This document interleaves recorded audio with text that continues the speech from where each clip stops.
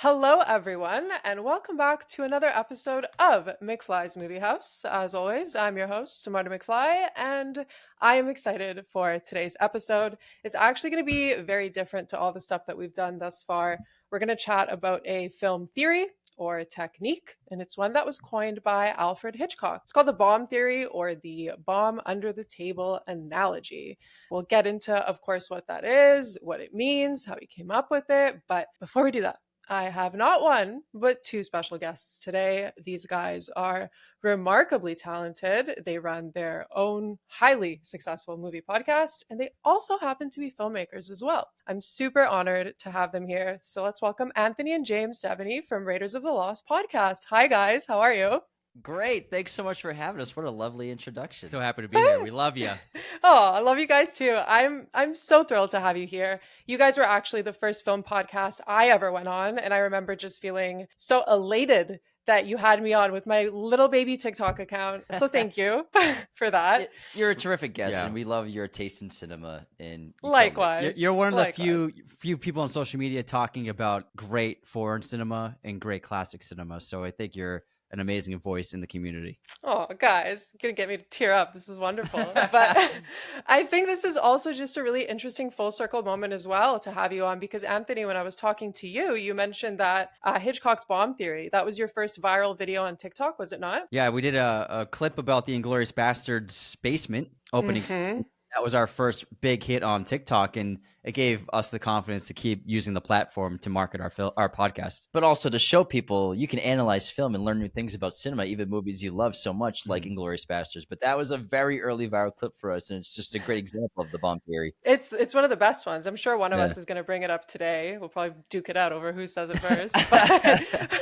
James, you were also abroad doing something interesting. Can you share anything about that? I just got back from England. I was there for an entire month from January 3rd to February 3rd. I was the assistant director on my friend's Viking film that he wrote and directed. So basically, I was just filming all over the country, mostly exteriors and beautiful environments. And I traveled the entire country. Not that England's a very big place compared to America, but it was really Mhm. great to be there. And also AD, such an awesome movie. We had at some points we had like 40, 50 people on set. We had an insane amount of stunt people. We were just doing the craziest stuff. It was so much fun. It was exhausting, grueling, learned so much. And as AD, assistant director, if anyone doesn't know, you're basically in charge of everything. So you're the dad as well as the big mean person on set. So it was just every day there's a million things to do. It was an awesome experience. Met so many friends for life, and it was the best time. I'll miss it already. Amazing. You guys also recently had a short as well come out. With Anthony, you're the one that directed that, right? Yeah, I wrote and directed the short Midnight Ruin, and James was the producer on the film. We got into a great festival, the Rhode Island International Film Festival Wow. from Flickrs, and Uh-huh. it's now on YouTube. So if you like to watch it, you can head on over to the Raiders of the Lost podcast YouTube channel and check out the shorts. An 18-minute murder mystery, super fun to make that. It's and really we're good. Really happy. Oh, thank you. We're really happy Mhm. with it. I loved it. I remember I promoted the heck out of that. I love that one. So well done. You're the and best. everybody Appreciate should it. watch that. Of course. 5 stars on Letterboxd. 5 Five stars. stars. 5 stars are bust.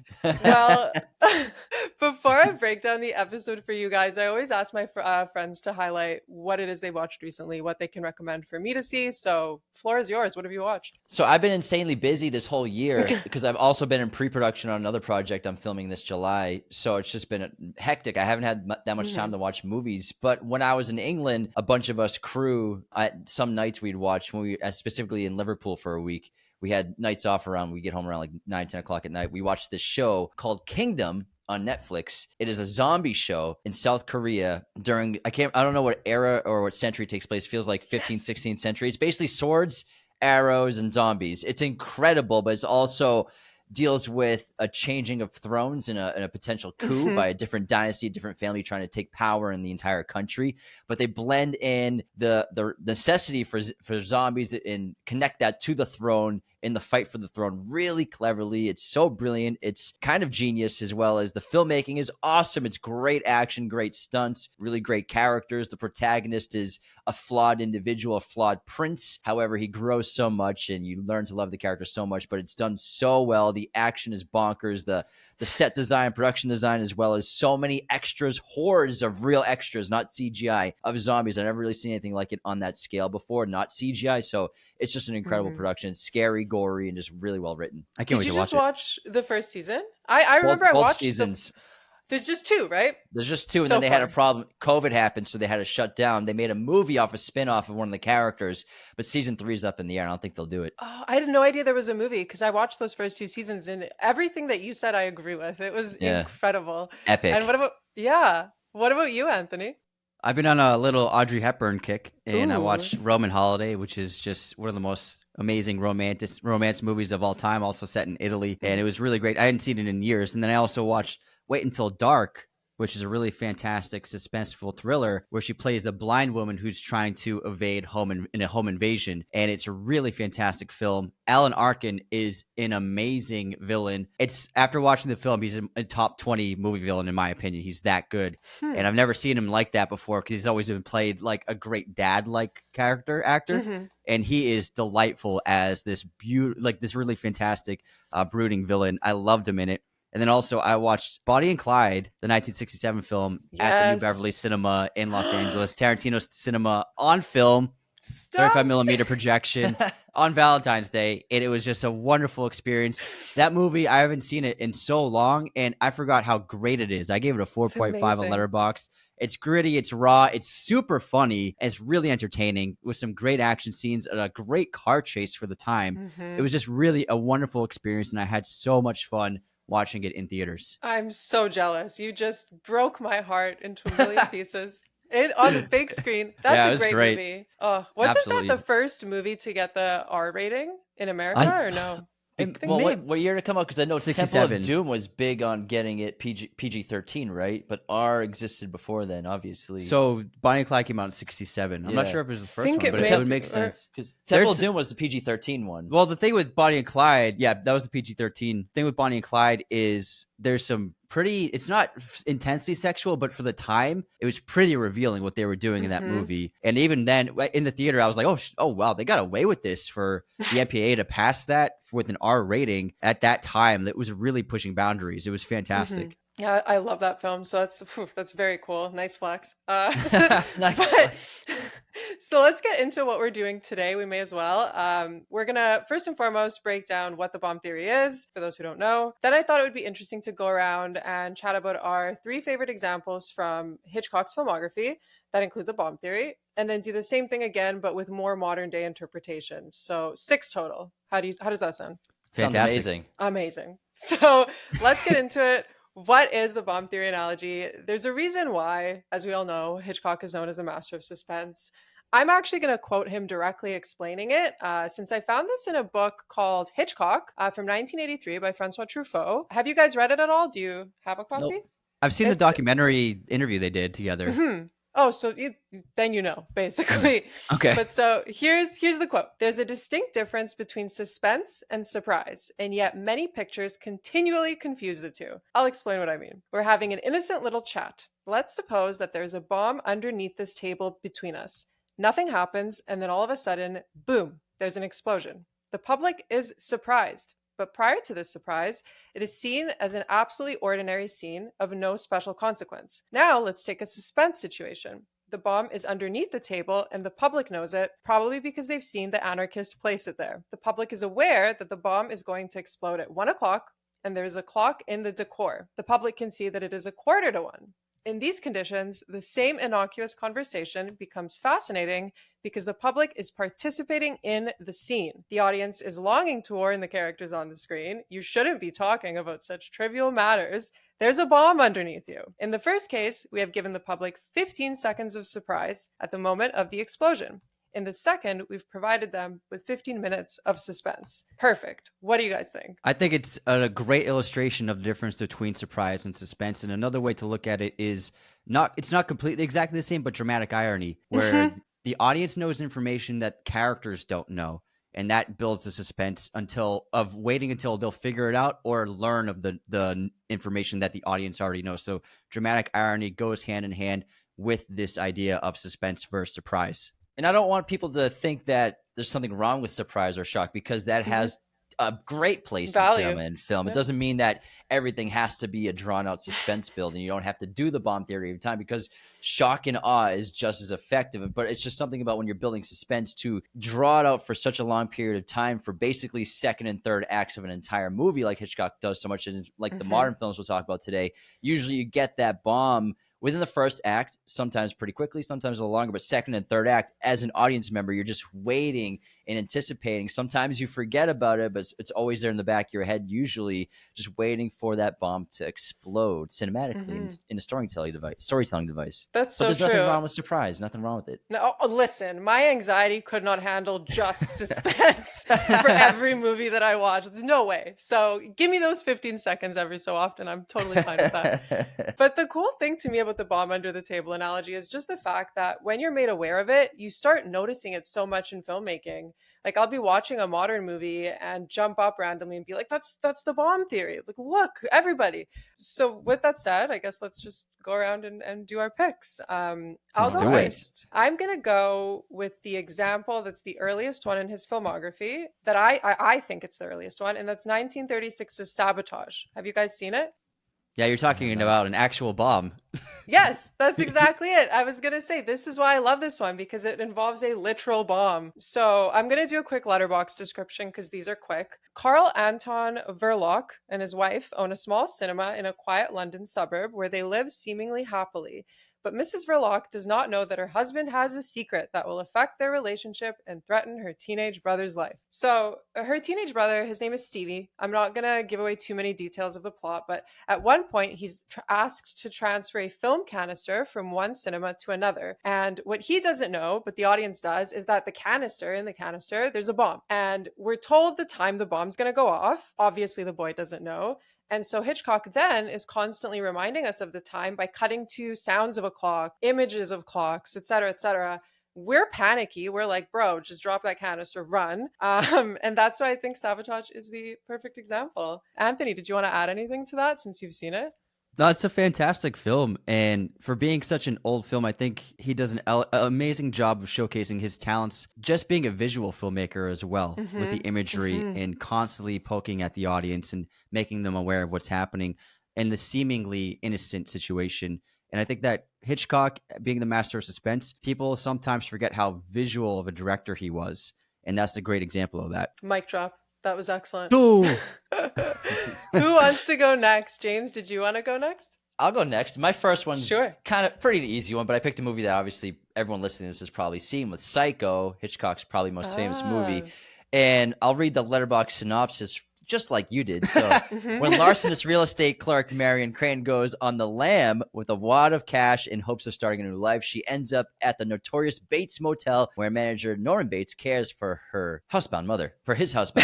Now, obviously, I'm going to spoil this movie, like I'm sure you've all seen it. But really, the bomb theory here is a shock where the main character, or we think is the main character, gets killed off so early in the first act of the film. And then we have her sister obviously tracking her down, coming to this hotel where we know the murder happened. The murder, we assume at this point in the film, is Norman's mother that Norman couldn't stop. And so we're waiting in anticipation for a potential next murder to happen as her sister tracks her to the same motel, the same Bates Motel, going through the same rooms and with Marion's boyfriend, obviously. And we're just waiting in anticipation for this a murder happened, or the revelation of who the murderer is, the revelation of Norman's mother. So the entire film, second and third act, we're waiting on bated breath, suspense built this whole time until the great conclusion, the twist in the last 5 minutes of the movie of it actually being Norman portraying his mother, being the actual murderer. So that's an easy example of, the most that's a great pick because it's more nuanced. It's not like an actual bomb, but like the bomb is there's a killer here. We know he's a killer. And the cast, the actors, those characters don't know he's a killer. We're going back to the same location. So that's just the suspense built, just waiting for it to happen again. I feel like an idiot because I was scratching my head for my final pick and I was like, why can't I think of any? And I did not even think of that one. I at thought all. it was like the easiest one. I was No, like, that's the thing. Wow. Is I thought it was I thought Yeah. it was gonna be a boring pick. Never mind. No, it's a you great blew pick. my mind. Yeah, Yeah. Oh, Anthony. that's so good. Yeah, he is the Norman Bates is the bomb. Yeah, he's the bomb. Yeah, Yeah. Oh, that's so cool. Well done. wicked Thank you. smart. Thank you. You're wicked smart. Thank you. Thank you. I have my moments. Anthony, you want to go next? So I'm gonna pick a movie that I think is one of Hitchcock's most underappreciated masterworks, Mhm. and it's getting some recognition lately. And it's his '40s film Rope with Jimmy that Stewart. was my next one too, but go Yes. ahead. So Rope is a really perfect example of the bomb under the table because it's a dead body under the table essentially. So what happens? I don't have the letterbox synopsis, but I have a couple character names. How dare you? So there's three leads, Brandon and Philip, and then Jimmy Stewart plays Rupert. Brandon and Philip are students of Rupert's, and Brandon and Philip in the opening of the movie killed their friend Arnold or David, something like Doesn't that. matter. Yeah, it doesn't matter.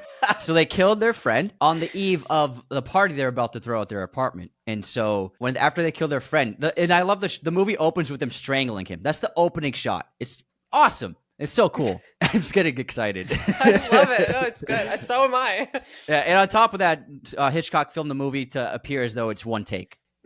They couldn't actually do it in one take because the canister of film would be bigger than the room. But he did cuts, transitions to make it look like the camera never cuts. So that's another thing that adds to the suspense. And so after they kill their friend, the option is, we're about to throw a party in 20 minutes. People are going to start arriving. What if should we hide the body? But then Brandon's like, no, let's put him in this cabinet, like table. We'll put him inside that, and we're going to serve dinner on top of the table with the dead body underneath it and see if our friend Rupert or anyone else could figure out that he's in there just to mess with everyone. And so the audience knows that the body's there, and Rupert, Jimmy Stewart's character, slowly starts to suspect these two guys are up to something, and that leads to the finale of the film, which is really a fantastic ending. I love this movie so much, and it's a great example of this. This is honestly, this may be controversial, but this is one of my favorite Hitchcocks. I adore Rope on another level, and that was going to be my next pick. I completely agree with everything that you said. You said it all. But what I think makes it even better, and I know you touched on this briefly, is the fact, so he did film it, like you said, in 10-minute increments. That's how he did it. And I just think that it's really cool to have a movie focused on building suspense. It almost makes it even more anxiety inducing to have it feel like it's happening in real time, for me at least. Does that make sense? Absolutely. Yeah. So, I mean, that's all that I had to add that you didn't already so eloquently add. But James, did you want to add anything to that before you go? No, I think you guys nailed it. You hit it right on the rope. Bunch of pros here. Hey, on the rope. I love that. right on the rope. I don't know if Right it makes on sense. That's to me. To me, it does. But go ahead with your next one then. My next one is going to be North by Northwest. Now, letterbox synopsis here. Advertising man Roger Thornhill, played by 8'8" Cary Grant, is mistaken for a spy, triggering a deadly cross-country chase. I got Anthony good with that one. He is very tall. He's very me tall. too. This whole movie... Also very tan. Yes. I really love this movie, and the whole movie it's sort of like an anxiety-inducing trip of suspense of just wanting to know the truth. However, I think there are different bomb theories sprinkled throughout the whole thing. And I think my favorite example of it is specifically the highway scene when Roger thinks he's going to meet somebody at this bus stop in the middle of nowhere on this dirt road highway in farmland, and he thinks this person's going to help him. And the audience knows, we know, spoiler alert, that he's falling right into a trap. In this scene, it feels like it's an hour long. It feels like you're on that highway bus stop waiting hours and hours, but it's really only a few minutes. And there's a guy across the street who he thinks is that the guy? Is that the guy? Is that I have to Kaplan? talk to? And then that guy gets on the bus. He goes and talks to him. And I love how everyone just wears suits even when it's scorching hot in the desert. I love the 60s and 50s.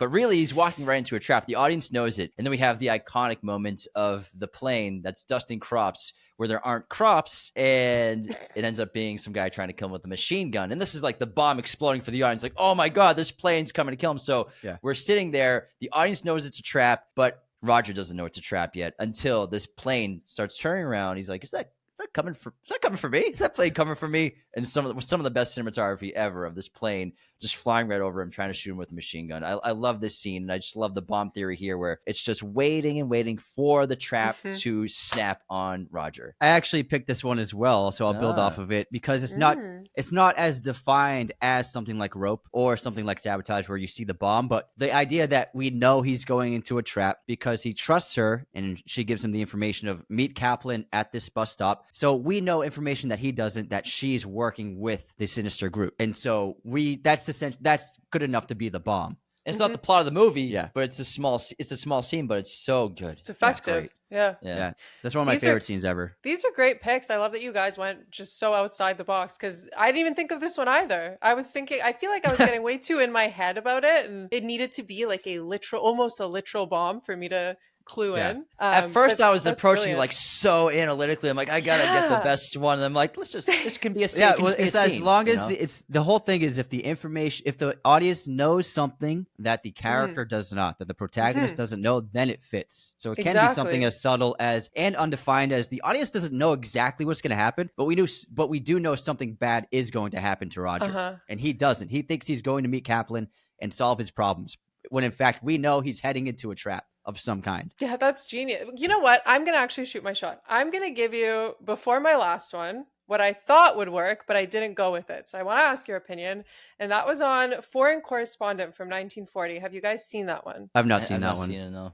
So that's okay. I'm not going to do a letterbox description. I'm just going to bumble my way through this. But basically, we see an American reporter. He's assigned the job of a foreign correspondent, and he heads to Europe just before the outbreak of World War II. This was actually Hitchcock's like a propaganda movie, but anyways, basically he stumbles on this great story, and he tries to enlist the help of this politician's daughter in Europe, whom he falls in love with. And spoiler alert, we discover that the politician is the bad guy in the movie. And once he finds out that this reporter knows too much about whatever it is he's doing, he hires a bodyguard to protect him. Now, we as the audience know that that bodyguard is trying to kill him. He's trying to push him off this ledge, but our lead does not know. So would that count? That would count, right? I'd say absolutely. Yeah. He's the bomb. Yes. The bodyguard is the bomb. Okay. Yeah. Okay. 100%. Well, 100%. Well, now I'm debating if that should be my final one. You know what? No. I'm going to go with my gut. And I'm going to go with kind of a weird one, but to me, it feels like Hitchcock really fine-tuning the bomb theory and turning the entire movie into it. And it's even in the film's title, and that's 1963's The Birds.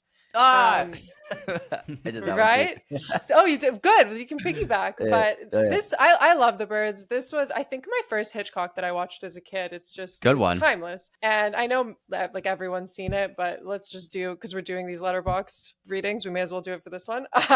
Chic socialite Melanie Daniels enjoys a passing flirtation with an eligible attorney in a San Francisco pet shop. It's more of a stalking than a flirtation. Very. I was gonna say. Breaks into his home. Is that flirting? Yeah, listen, maybe for some. Who's to say? But so where was I? She follows him to his hometown bearing a gift of lovebirds. This sounds so much better when we consider that it may be stalking. But anyway, so upon her arrival, the bird population suddenly runs amok. Suddenly, the townsfolk face a massive avian onslaught, with the feathered fiends inexplicably attacking people all over Bodega Bay. For starters, I just love that review. Avian onslaught is my new favorite thing. Feathered fiends. I love that t-shirt. Yeah. Yes, so good. So as I was saying, it's in the title, The Bomb Theory, The Birds. The moment you see those birds, that's when the anxiety starts to creep in for the very first time. As soon as you spot a single bird, you're like, let's go, let's do this. Let's show me those birds. So to me, I guess, this is like the brink of the bomb itself exploding throughout the entire movie. And the moment that it comes to its peak, let's say, is during that playground scene. So Melanie goes to pick up her love interest's younger kid sister, and she's waiting for her to get out of school. And she sits on that bench. You hear the children innocently singing inside. It's like choir practice or something. And Melanie opens her purse. I think she takes out a cigarette, or she's about to. And we see one raven land on the jungle gym behind her. And that's all one shot. Then it cuts to her fiddling around, just a shot of her fiddling around with her purse, trying to light a cigarette. Then it keeps cutting between her and behind her and back and forth and back and forth. She looks up at the sky. She sees a bird. She traces it with her eyes. And then we see that jungle gym just covered in birds. It's just so unsettling. And that's just one scene, right? I think why this is such an evolved form of, or twist on the bomb theory, is that the movie's almost an inversion of it, if that makes sense. We know it's about to go off in the beginning. We know it's about the birds, and then it just keeps going off for 2 hours, the entirety of those 2 hours. Then we reach the end of the film. We're expecting like pure chaos, bedlam, and Hitch then pulls the rug from under us, or in my opinion. And those birds, the final ones that you see in the movie, spoiler alert, they don't do anything. It's just so unsettling. What do you guys think? Well, I think it's interesting to say that it's like an inversion or it's a meta version of the bomb theory, because if you've never seen the movie before, you know it's a Hitchcock film, you know it's about birds attacking people. The first act of the movie, they're in this pet store with birds everywhere, and it's just like, is it going to happen here? Like, when are the birds going to come? Because it feels like a rom-com for the first 20 minutes of the movie, and then she stalks him to the place. And obviously the playground is absolutely, I agree, the peak of the bomb theory, but it really starts so early, because even when she's in the boat and she gets attacked by a bird, or even some of the locals are getting attacked by birds, but they're constantly like, oh, it's just they were attracted to something on the boat, or the reflection or water, and then they're flying a little too close. Yeah, it's not your fault. It's just the birds being birds, or like it hits her in the head. They're like, oh, it happens. They're inside the diner. Everyone's like, oh, that's crazy. The birds aren't attacking anybody. And then the birds attack everybody and blow up a gas station, which is wild. But when she gets to the school, because she started to understand that there's something going on, people aren't really believing her. She's not 100% convinced, but she knows something's on, that's off. That's why she's going to the school to get the kids out of there. And then, yes, the bomb theory is about to explode at the playground, and then mayhem ensues right after they leave. They try to get out stealthily, but that attack scene when they're trying to run away from the school is crazy. It's insane. Yes. I love the interior of the house when the birds swarm out of the fireplace, and there's the filmmaking in that movie is absolutely phenomenal. Still holds up, and I'll watch that scene and I'll be like, how the fuck did he film that? That's how visually impressive, like that scene in particular is. Like, you have these layers of birds with using visual effects and in layering of film, and it's just like it still looks good, and it's a testament to his filmmaking dynamic and genius, and this is a great example of it. Thanks, good job, guys. Nice. Both to me and James. Yeah, I love that we both picked that one. That's a good one. Yeah. That's our mom's favorite Hitchcock movie. Yeah, it's a good Hitchcock movie. I love that. It's That may pretty also be epic. my mom's favorite as well. I wouldn't be surprised.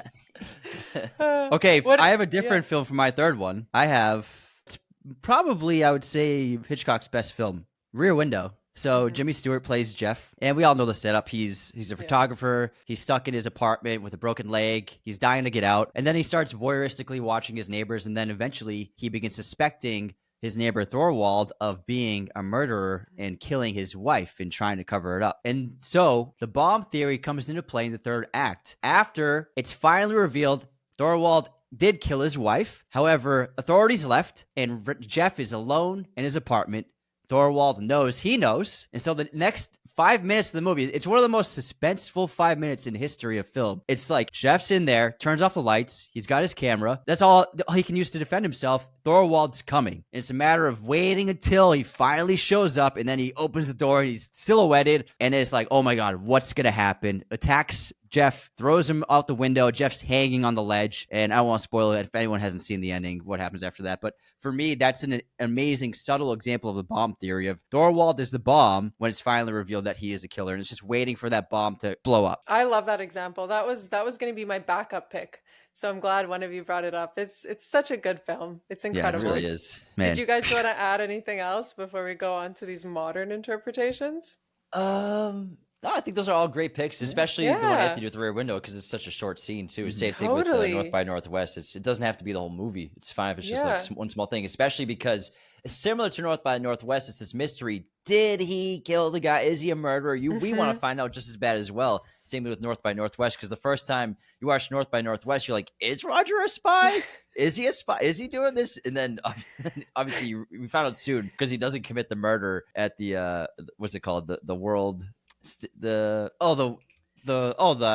Oh, the stabbing. The international building. Yeah, whatever that's I- like, yeah. Whatever that I Nobel. wouldn't He know. just throws a knife into his back. He's like, "What the fuck?" I swear it wasn't me as he's pulling it In the out. photo on the newspaper is him holding the knife. Exactly. There's some. I gotta say, Hitchcock movies can be very funny. Yeah, like they're they are hilarious. so funny. Yeah, they're so funny. He is just the master at just morbid humor. It's so Yeah. funny. You're right. So funny. Absolutely. I think everyone did a great job, though. Everyone did Yeah, a great I'm job. very proud Bravo. of us. Bravo. Guys. Yay. Okay, well now we're getting to, I guess, I'm really excited for this part, the more modern interpretations. So let's just get into it. I'm gonna go with my first pick. I feel like I'm probably gonna hijack it from you guys. That's Bong Joon-ho's Parasite from 2019. Yeah. Sorry, but Okay. we can do a lovely piggyback all together. I did four just in case. I also did 3 obscure ones because I had a feeling too, I had Glorious and one. Parasite would be picked, so I did 3 obscure ones. Oh, I'm so curious now. Oh, okay. But so Parasite, this movie has quite a few sequences that count as the bomb under the table analogy, or one's actually literally a bomb, well, not a bomb under the table, but a thing under the table. Anyways, the first one is obviously the one where we find out that the husband of the former housekeeper is in the basement. That one can also count. But the one that I'm going to focus on today is different. But let's just do the letterbox description first, even though we've all seen it. All unemployed, Kai Taik's family takes a particular interest in a wealthy and the glamorous Parks for their livelihood until they get entangled in an unexpected incident. That's kind of it, right? Basically, that's pretty short. Actually, it's not my favorite. It's a quick letterbox description. one. It's Yeah, for like the Quick longest synopsis. movie, but okay. Makes the movie sound pretty simple. Yeah, because it's a long movie too, is it not? It's over 2 hours. No? Oh yeah, Definitely well over over 2 2 hours, hours. Yeah. I just watched it last year in Mexico in Spanish. That was an interesting experience, but That's cool. anyway, so my favorite moment is obviously the ones where our leads are under the impression that the Parks are leaving on that camping trip, right? So they take over the house, they get comfy, and then suddenly all that chaos happens that I don't really want to spoil for those of you who haven't seen it. But we discover that the Parks are coming home early. And suddenly 3 of them are hiding under a table, as we mentioned kind of briefly, while the Parks roam around the house. They even comment on an odor, I believe. This sequence is just so nail-biting and great at building tension. I would say the tension starts as soon as that former housekeeper shows up at the door and we have all that other discovery about her husband, et cetera, et cetera. And then it just builds and builds and builds. And then you get to this portion with the Parks coming home. It's just great. When I watched it for the first time, I wanted to scream and leave, and it's just so good. But what do you guys want to add to that? Because I know you have a lot to say. So Parasite I did 4 just in case, but I'll say what I said. Mine was the revelation of the husband in the basement. Oh, okay. Because when we find out that there's a man down there and it's the former housekeeper's husband, at some point, everyone, the family's going to find out. And so for me, the bomb is, when is the family going to find out? When are the family going to find out eventually? Obviously, the birthday party when he comes up as a madman killing everybody. So that's just a half-hour suspense built of, when is this dark secret going to be revealed to the family that own the house? What's so great about Parasite, it was a 1-2 knockout punch of these 2 massive moments. So first it was the former housekeeper arrives, and then we get the reveal that her husband had been living in the basement. And I remember watching it for the first time, and I was like, oh my God, this is insane. They deal with that, nearly kill them both, tie them up, go throw them downstairs, and then the family's coming back. Yeah. They get the phone call. I'm like, oh my, this is absolutely insane. It wasn't just one major twist happening. It was these 2 in a row. And I was just like, I could barely breathe when I watched this for the first time in theater. I was just dying. It was so brilliant and so suspenseful. And I think it's one of the best screenplays of the century for sure. Yeah, I mean, I would say that, maybe it's bold to say, I don't think so though. I think he's like our modern day Hitchcock. I really do. Oh, for sure. Yeah. Because he is highly inspired by Hitchcock as well. So I would say, Absolutely. yeah. Yeah. Absolutely. yeah. Very similar. Were those both of your picks for the next one, or did you guys have other ones? I didn't do Parasite for I have, either so of that's mine. one of my backups. So I Okay. did 3. So I can do one of my others. Sure, instead of Parasite. please. Yeah. So I did, my first one is, I think, maybe the best and most easiest to define example of the bomb under the table, because it's literally You're just the best, huh? no, I mean, Yeah. it's I'm not saying it's the best. The easiest for someone to understand. The great portrayal of the bomb under the table. Inglourious Bastards. We've all seen Quentin Tarantino's Inglourious Bastards. The opening scene is sensational. Mm-hmm. And Hans Landa shows up to this French farm and he's talking to the dairy farmer. His daughters are outside. He's talking about what he's doing in the area. You know how I am. I'm the Jew hunter. That's what I do. And during their conversation, when they switched into English, it seems casual. It seems like the farmer's not hiding anything, but then the camera pans down brilliantly to reveal the Jewish family under the floorboards of the house. Senor La Petite, his house. And then we come back. And now the audience knows in that great shot of through the cracks, just their eyes peering up. They can't understand what's going on. So the audience knows that there's a Jewish family hiding underneath the floorboards. At some point, Hans Landa is probably going to discover at some point this is going to happen. This revelation is going to cause mayhem, and it does. And the thing with the great writing of Quentin Tarantino is Hans Landa is so smart. He already knows there are Jews underneath the floorboards, but Senor La Petite doesn't know that Hans Landa knows that the Jews are already underneath the floorboards. So it's a brilliant kind of double bomb theory in a way for revelations for the audience as well for Senor La Petite, but also in a meta version where Hans Landa already knows. He knows they're there to begin with. So we don't know that Hans Landa knows, and La Petite doesn't know that Hans Landa doesn't know. So it's just the most clear example, I think, in very popular cinema of the bomb theory happening in a scene or in a movie. It's just really brilliant. It's terrific writing because the conversation's obviously dark where it's a Nazi detective talking to this Frenchman in his home, but not until the camera pans down. That was like a shock moment for me when I saw this for the first time in theaters. I remember it was a stunning achievement of filmmaking. Well said. Thank you. Yeah, Well said. absolutely. I also just quickly want to piggyback to that scene because it connects to a later bomb theory scene. And that's when Hans Landa and Shoshana are having that pie together, right? In that restaurant. Wait for the cream. Exactly. But did you guys notice? Because I know not everybody notices this. I was surprised. I thought it was obvious. But he orders her a glass of milk, which to me connects it to the first scene with Hans Landa asking for milk, right? From the Monsieur La Petite. So I think that's another, I prefer, same as you, James, the first scene, definitely. But I think that restaurant scene is another phenomenal example. Also, the pastry he orders her is it's made with pork fat, so it's another test of, since she's Jewish and she's not allowed to eat anything made from pork, is she going to eat this pastry? I didn't even catch on to that. That is so cool. Huh. He's always testing people. He's always testing people. You guys, look at you. Well done. No, you. All you. of us. You, Marta. Thanks, guys. All right, Anthony, what's yours? For my first pick, it's one of my favorite American directors, William Friedkin. I mean, Jonathan Demme. Jonathan Demme. I love Totally him. different guys, Anthony. I love him. Wait, what? I'm gonna rewind that. Jonathan Demme's, in my opinion, one of the greatest films ever made, Silence of the Lambs, for so many reasons. It's the directing, the writing, the acting. I think we have two of the best performances of all time from Jodie Foster and Anthony Hopkins, but Jonathan Demme's directing is just godlike. And this is one of my favorite examples of the bomb theory, and it happens at the very end of the film, the final 10 minutes. And it's when Clarice is storming the basement looking for Buffalo Bill. She can't find him. And then all of a sudden the lights go out. She goes into that super scary room with moss flying everywhere.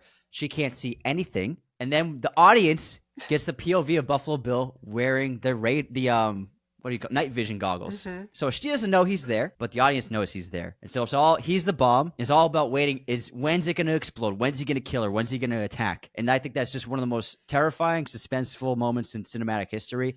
And it's a perfect example of the bomb theory where your lead character does not know something that the audience knows. That's a great example. The way you mentioned it with the POV, that also reminds me now, it just popped into my head of Halloween too. Yeah. Halloween. Yeah. Especially the opening. The opening scene is great. Yeah. Totally. Yeah, that's a great pick. I love that pick. Thanks. Nice, guys. Good job, Anthony. Good job. Thank you so much. So supportive. I love this. It's like a little support group, a film support group. So the next one for me, I could have gone for either the American remake or the original. I watched them both for this episode, or rewatched, I should say, because I wanted to see what was going to make me feel more queasy and just generally unwell. So I'm going to go Can I guess? Yes. Oh, no, you guys sorry. know. No, guess. Suspiria? No. And no. What'd you guess? We're both wrong. You're both wrong. I'm actually surprised you're both wrong. Whoa. It's 2002's Infernal Affairs. Oh. Andrew Lau and Alan Mack, remade in 2006 by Scorsese. Which one do you guys prefer? Just out of curiosity. The Departed. It's smart Scorsese. I think he added. I think he, along with his writer, they added a lot more character depth to everybody. Infernal Affairs is great, but I do think The Departed is a superior movie. Plus Boston That's where we're from. Makes sense. Bostonians. I kind of figured you would say that. I agree with you. I prefer The Departed as a movie, but for the purpose of today, I went with Infernal Affairs just again based off of sheer feeling of anxiety. So I also don't even like comparing them that much personally. I think just their tones are incredibly different. Like it's the same story, sure, but they're different. And Scorsese takes his time building tension, where with Infernal Affairs, it's objectively a shorter movie. I think it's just It's an a hour fast and a half. movie. 90 minutes. Yeah. Exactly. So because of the shorter runtime, it needs to be made relentless and just filled with, bam, bam, bam chaos. So letterbox description. Let's do it. Chan Wing Yan, a police officer, has been sent undercover as a mole in the local mafia. Lau King Ming, a young mafia member, infiltrates the police force. Years later, their older counterparts, Chen Wing Yang and Inspector Lau King Ming, respectively, race against time to expose the mole in their midst, that's also basically The Departed, essentially. So, like I said, I rewatched both. I found that Infernal Affairs really delivered that elevated suspense for me more just because the movie's quicker. In addition to that, Chan Wing Yang, the undercover police officer, we discover that more time has passed since he's been undercover. I believe it's 10 years. So that, to me at least, and you find that out immediately when the movie starts. So to me, that makes the stakes higher. It makes the desperation higher. And in turn, just the tension that we feel is higher because a decade is a long time to be undercover, in my opinion. Long fucking time. It's so long. So both of these men serve as examples of two different bombs, right? We're just waiting for one of them to get discovered. And I also find it interesting that although the film develops at a rapid pace due to that short runtime, it's also highly restrained in the way it builds its tension. It's almost suffocating, if that makes sense. What do you guys think about Infernal Affairs as the bomb theory analogy? I think that's great because both characters, the other person is the bomb to them, and the audience knows everything. That's an excellent pick. It's really fantastic. Yeah, I agree. It's an awesome pick. And it's the whole movie, which is what's great. Yeah. Yeah. I feel good about that pick. I was debating that in The Departed, but I'm happy I did what I did. James, floor is yours. All right, my next pick is the masterpiece from Alfonso Cuarón, Children of Men. Good one. Letterbox review or synopsis. In 2027, we only have 3 more years until this happens, guys. In a chaotic world in which humans can no longer procreate, a former activist agrees to help transport a miraculously pregnant woman to a sanctuary at sea where her child's birth may help scientists save the future of humankind. Now, I chose this movie not just because I love it, but I think it has a great suspense building element with the bomb theory of the revelation of Key's pregnancy. And so for the first act of the film, we're kind of in the dark of what's going on as an audience member. You don't really know exactly why he has to transport this young woman, what's so special and important about her, until they're on the farm and he goes inside the barn and she's nude and we have the image of her pregnant belly. And this is a revelation for Theo and the audience as well. However, it's not a revelation for the entire cast, all the characters in the movie and the rest of the world yet. And for me, it builds so much suspense because is this baby going to survive? Are Theo, Key, and this child going to make it to their rendezvous spot? Are they going to survive the next few days? Are they going to escape? Because this is the miracle that humanity needs to survive. Without this miracle, humanity dies. Mm-hmm. And so I think the entire second and third act is just intense suspense of survival or not. And I just love the movie so much. Maybe it doesn't fit completely as the bomb theory. I think so. I think it kind of does. It's the Hitchcock baby theory. Yeah, the baby theory. I think that's also a great example of both, though, as well, because I think it also delivers on surprise. Like, isn't that the scene where he's running, right? Yeah. And that entirely one long shot of just explosions and everything else. That's also surprise, right? So I think this is a great example of a movie that does both very well. I love that movie. Yeah. It blends them both, surprise Yes. and Great suspense. movie. Yeah. Great movie. One of Great the best. pick. One of the best of the century, Nice. I think. I love Yeah, I Without a love doubt. it too. Now I want to rewatch it now, so I may do that tonight. So good. Thanks. So good. All right, my next pick is actually a Jim Carrey film directed by the great Australian director Peter Weir, The Truman Show. Yeah, that's a good This one. whole movie is the bomb theory of right off the bat, the audience knows Truman's life is a setup for a television show. And Truman, the entire course of the film, is trying to figure out what the hell is going on. And so this is a 2 hours bomb stretch until the finale on the water. And that's like the explosion. And so The Truman Show is a huge example of the bomb theory, of huge piece of information that the main character has no idea about. That's a great pick. I love the Thanks. Truman Show so much. That's a Yeah. really good one. I would also even include in that same discussion Fassbinder's World on a Wire. It's kind of a similar concept of people haven't not seen that. knowing. Oh, it's great. Add it to the Adding list. to my watch list. There you go. I love that pick. That's a really good one. Oh, thanks. Yeah. I guess it's time for my last one. And obviously, I knew one of you was going to pick Inglourious Bastards. So I decided to have a backup in my arsenal. And it's one that's kind of a small moment, but honestly, it seems small, but the way it makes you feel, the way it makes me want to just crawl out of my skin with anxiety. I love this movie, and that's 2020's Shiva Baby by Emma Seligman. Have you guys seen it? Yeah, I assume. I've not seen it. it. No. Oh, Shiva Baby. I know of it. Yeah. It's a short film, but it's a film where you just want to lay on the ground and just not move afterwards. It's so, oh man, it's a good one. So Letterboxd, a college student attends a family shiva where she's accosted by her relatives, outshined by her ex-girlfriend, and face to face with her sugar daddy and his family. So if that sounds like a nightmare, it's because it is. The script is so tight. I think the movie comes under 90 minutes actually. And it's so well done here that it just manages to stress you out. Like, it's unrelenting.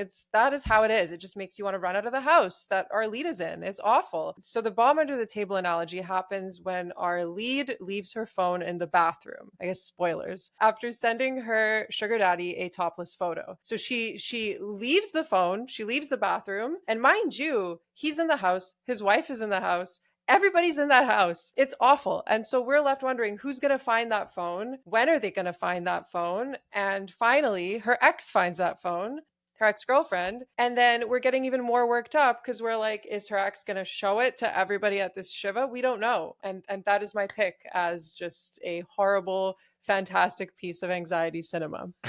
Oh my God, that sounds awesome. It's that good. reminds me of a bomb theory similar to that in Succession, when Roman accidentally sends his dad a dick pic. Have you seen Succession? No, so Succession is one show that I need to catch up on. I have You not would seen love it. it. But there's a I'm scene sure. where a character, he thinks he's sending a dick pic to someone else, but he actually sends it to his dad. So for a minute, we're like, oh my God, when's his dad going to open the phone? It's crazy. awful. It reminds Oh me my of that. Absolutely. Yeah, no, you guys should definitely check out Shiva Baby. I think you'd like it. And like I said, it's a short film and it's It's good. just one of those indie films that just, there's so many a year. Yeah, and it I like time. Bottoms. I saw Bottoms last year, so I'll check out her first film. I preferred this to Bottoms. So Okay. That'll give you a tease, I guess. Cool, nice. Yeah. All right, adding to the watch list. Okay, my turn. Yeah, Your turn, yeah. man. What's your final absolutely. one? My final one Yeah. is Jordan Peele's Get Out. Mm, So, nice. Letterboxd synopsis. Chris and his girlfriend Rose go upstate to visit her parents for the weekend. At first, Chris reads the family's overly accommodating behavior as a nervous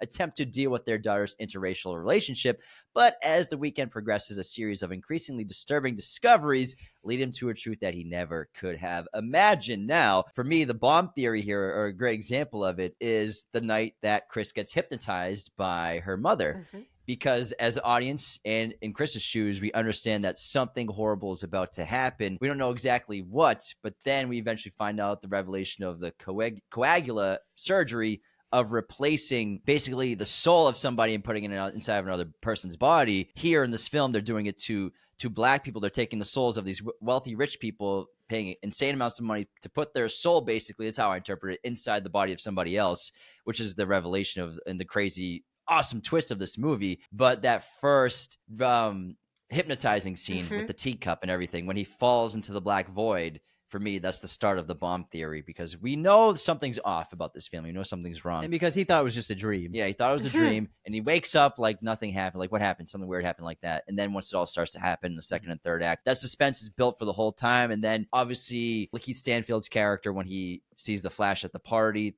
things start happening there as well. It seems like there's somebody. That could also be a bomb theory where it seems like a different person is inside of his body for a second, telling him to get out. So those are, guys, two versions of the bomb theory in that movie. I would have voted for Obama a third time. Huh? If I could have. I didn't even think of the hypnotizing scene. I thought of that second one that you mentioned. That's the one that popped Mhm. into my mind as soon as you said Get Out, but not the hypnotizing one. That's a really good, unique approach. Thank you. James is a unique Yeah. guy. He I really try to is. Yeah. I try to not pick the obvious ones, I guess. Clearly. Even though I thought my Psycho one was obvious, I guess. You picked the most famous modern one. I guess I just don't know what I'm doing anymore. Listen, neither do I. So join the club. Anthony, what's your next one? Or last So one, I wanted to be different. And so I wanted to find one with a villain, a bomb theory for a villain, an antagonist perspective. And I came up with Ridley Scott's Gladiator. And there's a great bomb theory that happens to Commodus. So Commodus, after Maximus shuns him, asking for his allegiance, sends Maximus out with a bunch of soldiers to be executed in the woods. Unbeknownst to Commodus, Maximus survives that execution and escapes. Frost, sometimes it makes the blade stick. Fuck yeah. I love that. And so, even though Maximus is our protagonist, the bomb theory works for Commodus, and Commodus is waiting until he finally gets the reveal that Maximus is still alive, and that happens in the Colosseum when he asks Gladiator to remove his helmet and face him, and then that's the bomb exploding. So for me, the bomb theory works for Commodus there. That's a great one. Honestly, my memory's foggy on that movie. I haven't seen it in probably a Oh! decade. I know. Oh, but you're gonna watch it. Marta! That's a good What one. are you doing? I know. Well, I got so many movies to see, guys. I'm 30. Leave me alone. Yeah, but it's Gladiator. Come on, it's Gladiator. I love that you just have that ready to go. Oh yeah, Ready to Gladiator go. helmet. That's one of our helmet. personal favorites. It's just Yeah. a unbelievable movie. Yeah, but yeah, it's great. The bomb theory for Commodus, it's great. You guys champion that movie online, I feel, all the time. But I love it. I love it. It's not a bad thing. I'm just saying, you guys are just the number one Gladiators dance. We're the number one Ridley Scott defenders. Yeah, That's we're true. big Ridley Scott fans. So am I. So, I mean, not enough, clearly. But did you guys want to add anything else before we wrap stuff up? Well, I thought of a fun one while we were Please. talking about it, and it just popped in my head because obviously I think when people think of the bomb theory, especially listening to this episode, they might think of just suspenseful movies, dramas, horror movies, maybe.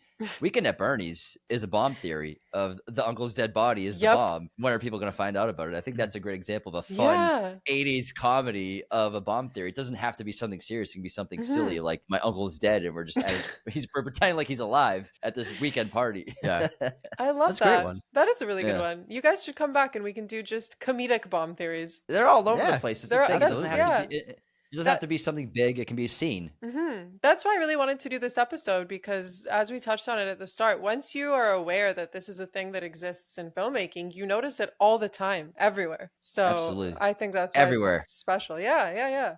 So I guess that's all we have time for today. I mean, I loved your picks. I hope you liked mine. How do you feel about your Love your selections? picks. Thanks. Terrific. Terrific. Job, everybody. Yay. Well, I want to say thank you again for coming on. This was so much fun. I'm honestly just honored to have you guys. If you ever want to come back, by all means. And do you want to shout out Absolutely. your socials and podcast and Yeah, whatever? we're very easy to find. Raiders of the Lost podcast on every platform. If you can find us. Just Google, Instagram, TikTok, Twitter, YouTube, everywhere. We're on Spotify, Apple, every podcast listening platform. We're not hard to find. We do 4 episodes a week. We usually do 2 big episodes breaking down a specific movie or a topic. Then Sundays we do weekly movie news, which is a lot of fun. But yeah, we're on all the platforms. They're very, very easy to find. I love it. And I'm a regular listener, so I can vouch for you guys Aw. having an amazing podcast. Thank you. so Great much. Akira Yeah. shirt, by the way. Thank you. Yeah, I'm wearing an Akira shirt for anybody that isn't I saw that. watching this on video. But yeah, thanks. Pretty dope. Anyways, I'll talk to you guys soon. And yeah, stay safe and stay fun. Likewise. Thanks. Jakes. Bye, Romeo guys. jokes.